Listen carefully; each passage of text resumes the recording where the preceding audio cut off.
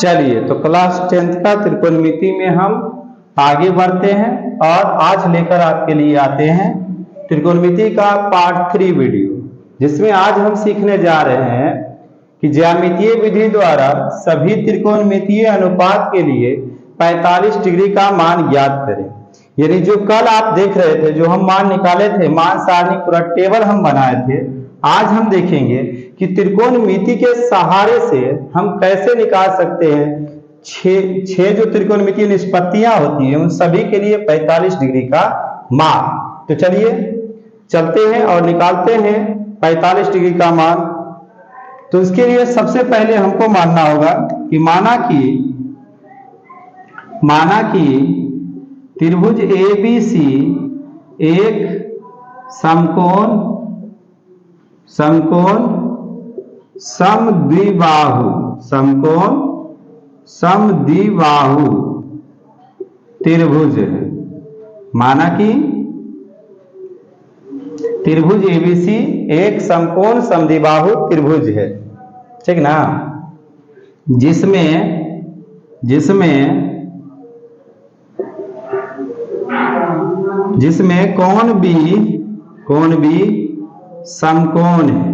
कोण भी समकोण है, तथा कोण A बराबर कोण C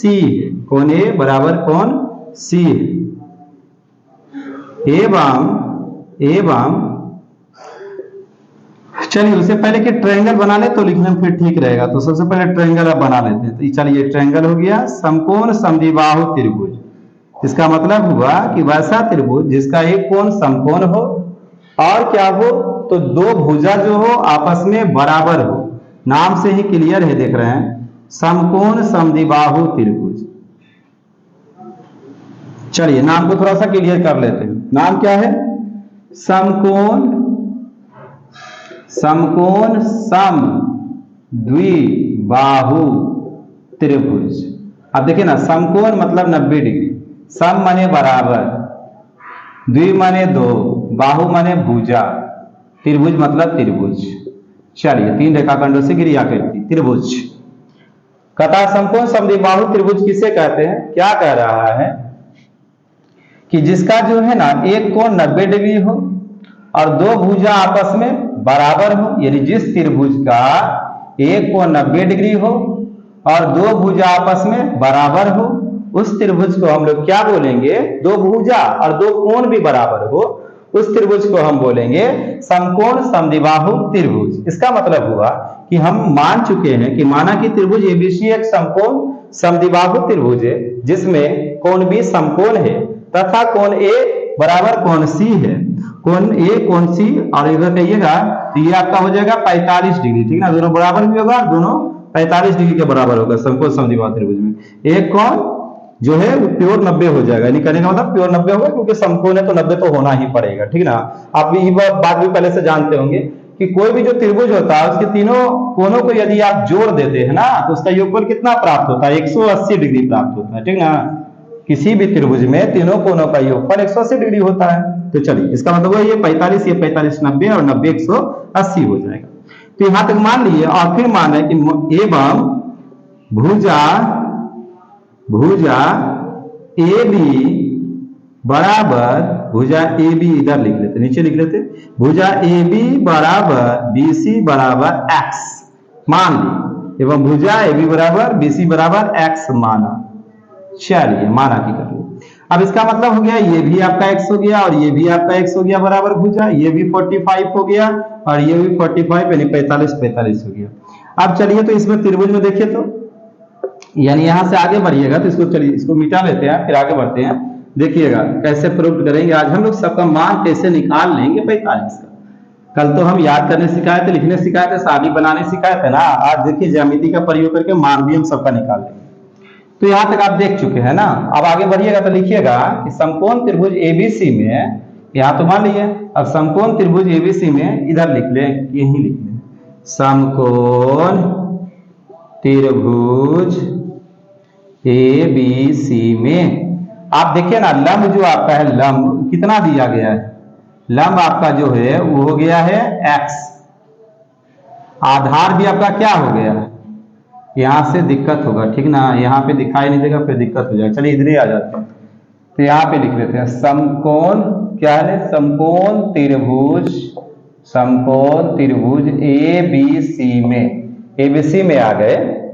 और यहाँ लिख लिए कि जो लंब है ना अपना, लंब, लंब को पी भी तो बोलते हैं ना, लंब, तो लंब कितना है, एक्स है, आधार कितना है, ये भी आपका एक्स है, तो कर्ण कितना होगा, तो कर्ण बराबर वाट है, तो कर्ण निकाल लीजिए ना।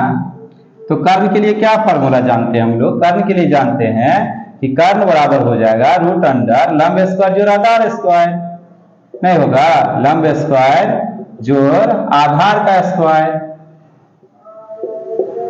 तो ये लंब कितना हो गया, x हो गया ना आपका, ये भी x हो गया, तो ये क्या निकल के आ गया 2x स्क्वायर। अरे 2 का तो वर्गमूल नहीं निकलेगा तो रूट रही जाएगा, 2 में x से बाहर निकलेगा तो रूट 2x हो गया, यानी कर्ण कितना ले आए आप, कर्ण ले आए आप रूट 2x ले आए, ठीक ना। अब चलिए छहों त्रिकोणमिति का निष्पत्तियों का मान हम आपके सामने लाकर दिखाते हैं। तो सबसे पहला लेते हैं साइन। अब चलिए साइन 45 में आ जाइए, साइन 45 का मान क्या होगा, साइन 45 के लिए लंब बटा कर्ण लिखिएगा, तो लंब के लिए शॉर्ट में लिखिएगा पी, या कर्ण के लिए एच लिखिएगा। लंब कितना हो जाएगा, ए बी हो जाएगा, क्योंकि 45 के सामने जो पड़ेगा वही ना लंब होगा। कर्ण क्या हो जाएगा, ए सी हो जाएगा, तो ये हो गया x बटा रूट 2x हो गया, इसको काट दीजिएगा तो 1 बटा रूट 2 हो गया। अब यहाँ पे आ जाइए कोस 45 लेके आप, कोस 45 क्या होगा, आधार बटा में कर्ण हो जाएगा, ये b बटा में h हो जाएगा, b क्या हो जाएगा, bc हो जाएगा, और कर्ण क्या हो जाएगा, ac हो जाएगा।